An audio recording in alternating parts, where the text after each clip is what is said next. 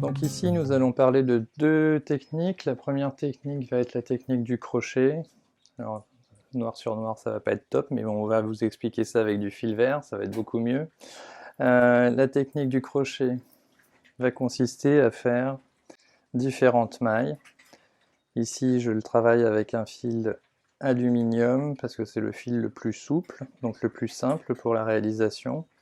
Dans un premier temps, on va réaliser comme des vagues. Hop là. Cette réalisation en vague va être renouvelée par d'autres vagues qui vont venir s'insérer dans les premières. Hop là. Donc ici, c'est un travail de patience et de régularité. Plus vos mailles seront régulières, plus le résultat sera esthétique. Hop là. Donc il s'agit de réaliser un maximum de mailles qui passent les unes dans les autres de façon à obtenir comme une grande écharpe. En fait, ça va vous faire un grand bandeau et ce bandeau peut être mis en forme après.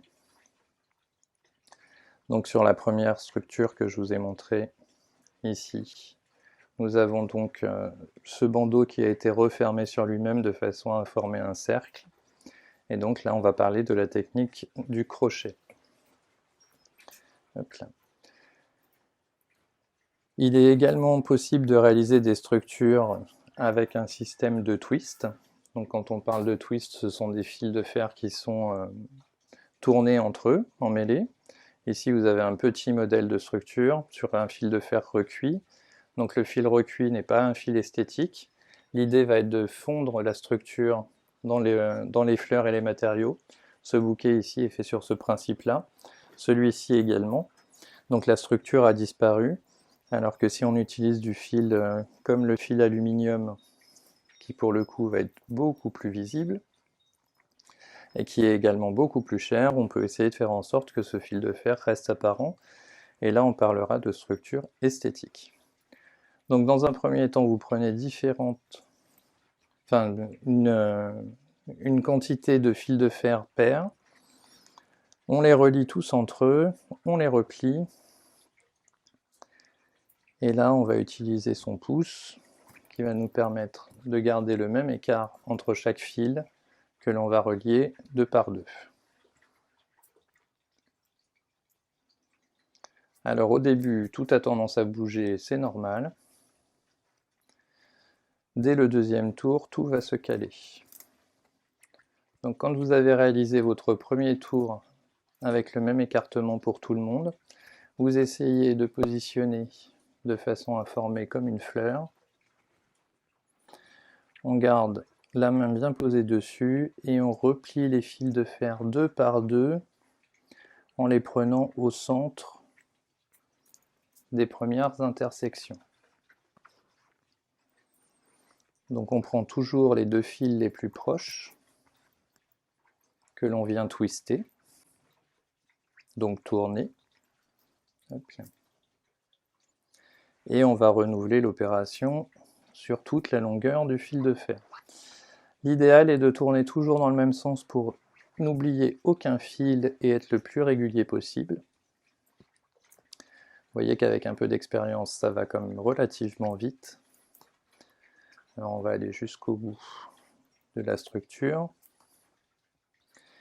L'intérêt de ce genre de structure, c'est qu'on part sur une base ronde, mais qu'après ça peut être modifié. Ça peut à la fois servir de support pour fixer d'autres éléments, comme c'est le cas ici, ou là, mais ça peut aussi être transformé au niveau de la forme générale. Hop là.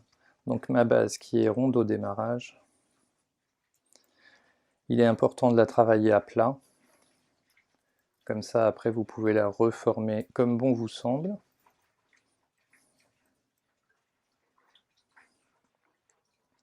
Hop là. Donc là j'arrive sur la fin. Pour les finitions, il est possible de mettre éventuellement une baie à chaque extrémité de fil de fer, par exemple une baie d'hypericum, mais vous pouvez également les tourner sur eux-mêmes ou les couper relativement courts. Dans tous les cas, il sera important de ne pas laisser les pointes, de façon à ce que l'on ne vienne pas se piquer dessus, que ça ne soit pas dangereux et que ça ne vienne pas éventuellement ou blesser ou déchirer les vêtements.